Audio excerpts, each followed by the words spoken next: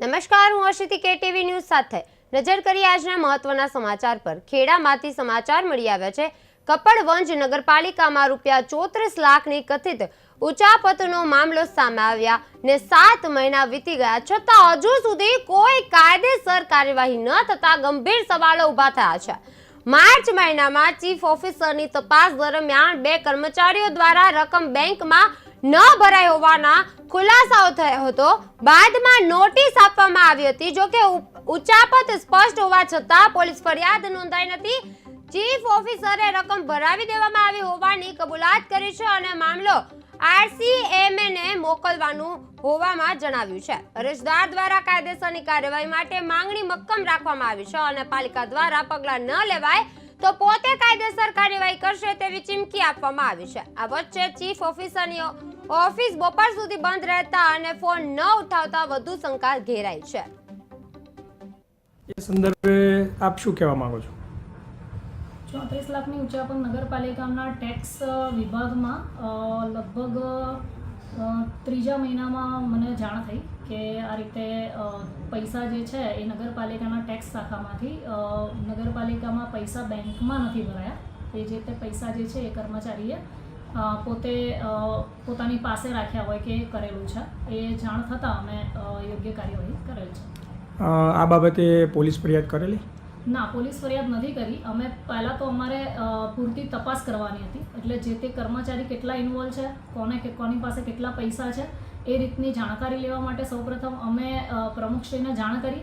પ્રમુખશ્રીને જાણ કર્યા પછી અમે અમારા લેવલે ઓડિટ કરાવડાયું। નાણાકીય એકાઉન્ટ શાખામાં જેટલી પણ બદીઓ હતી એ બધી બદીઓ દૂર કરાઈ અને એક્ઝેક્ટ રિપોર્ટ અમે તૈયાર કર્યો અને એક્ઝેક્ટ રિપોર્ટ તૈયાર કર્યા પછી અમે આગળની કાર્યવાહી કરવાની।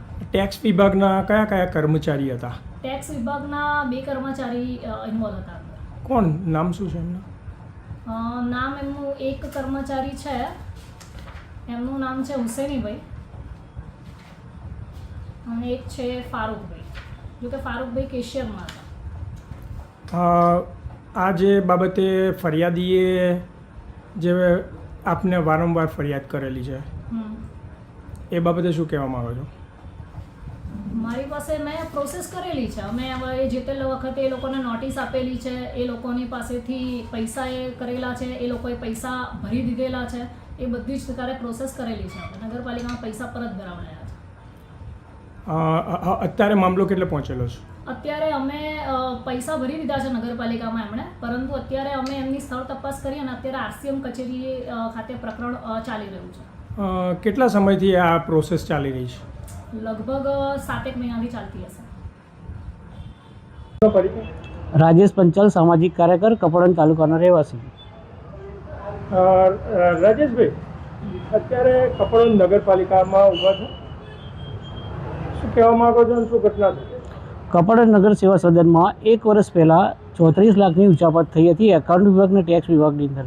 આ બાબતે વારંવાર મેં અરજીઓ કરી છે, ઉચ્ચ કક્ષાએ રજૂઆત કરી, સક્ષમ અધિકારીઓને જાણ કરી છે, છતાં પણ આજ દિન સુધી આનો મને કોઈ નિર્ણય અને જવાબ મળ્યો નથી।